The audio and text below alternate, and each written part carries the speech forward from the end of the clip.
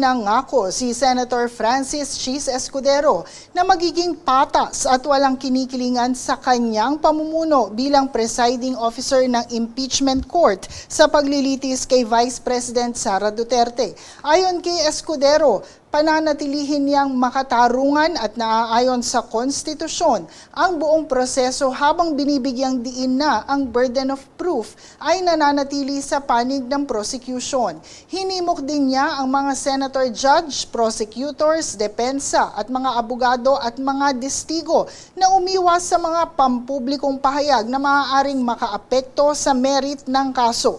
Iginiit din niya na ang impeachment ay hindi dapat gawing entablado ng politika o personal na pag-atake kundi isang prosesong nakatuon sa katotohanan at hustisya.